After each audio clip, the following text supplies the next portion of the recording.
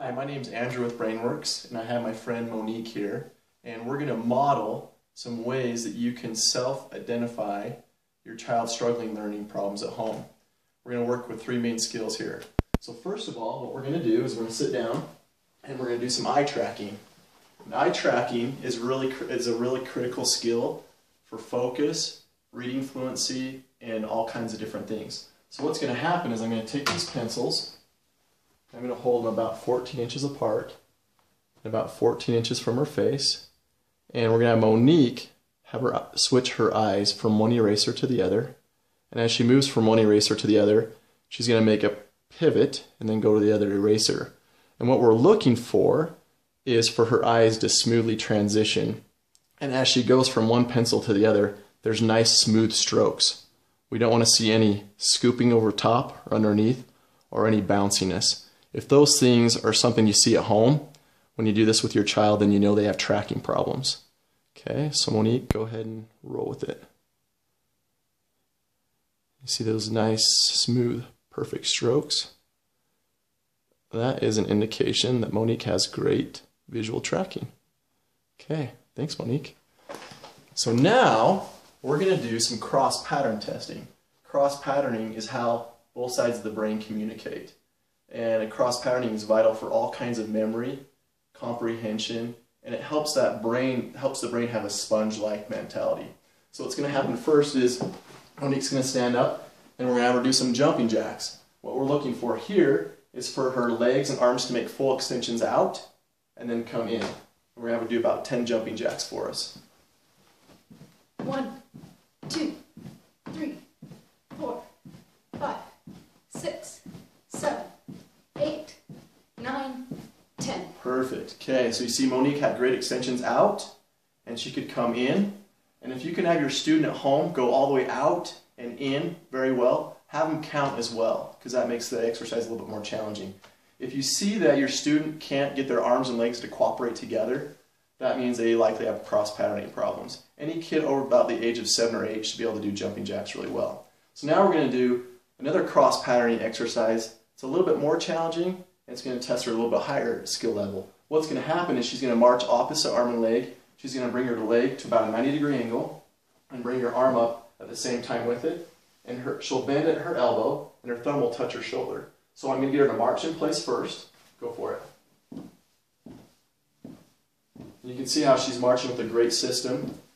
So Monique has good cross-patterning here. Now I'm going to test her cross-patterning at a higher level. I'm going to ask her some questions. So Monique, while you're marching, can you identify and remember what you ate for dinner last night? A steak salad. Okay, great. Monique, can you spell the word school backwards? L-O-O-H-C-S.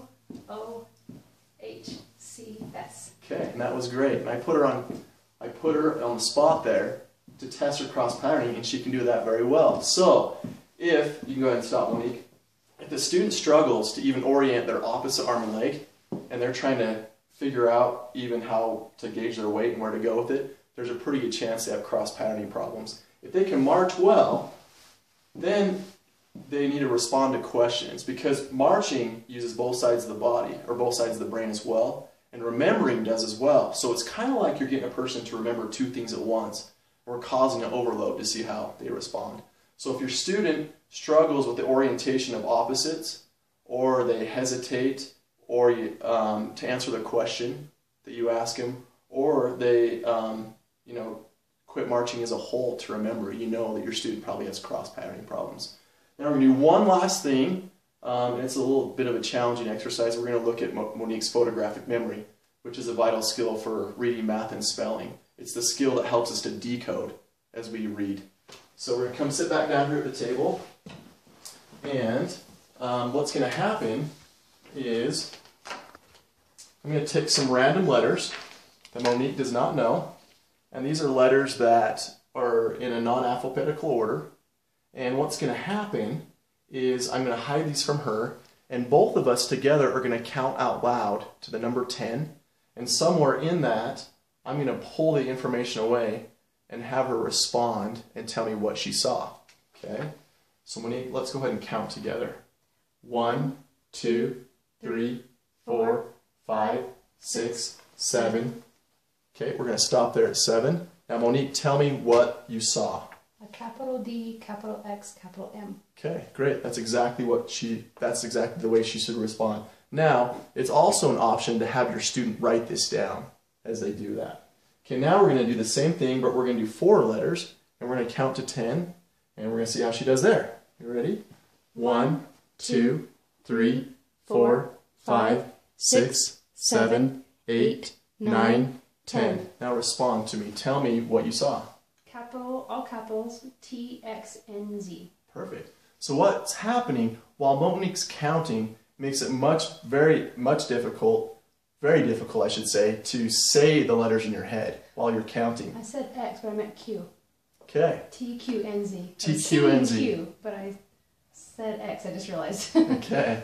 Okay, so that's the correct response. Now, if the student needs to write it down to help them, then that's not a problem, like I said. So now what's going to happen is we're going to do the same thing with 5 letters. Okay? So we'll count to 10 again. 1, 2, 3, 4, 5, 6, 7, 8, 9, 10. Perfect. Okay. Now tell us what you saw. F, G, P, U, O. All Perfect. capitals. Perfect. Okay. Monique has great photographic memory. Now, if your student has been stumped to this point where they had 3 successful digits and then they went on to 4 and they couldn't do it, or they transposed them, then you have a pretty good idea that they have poor photographic memory. Like I said, what happens is the student counts, we're shutting the brain's mechanism down to be able to memorize it. So they have to remember it with their eyes. Okay, we're going to do one more here. This is very difficult. Here's 6 letters.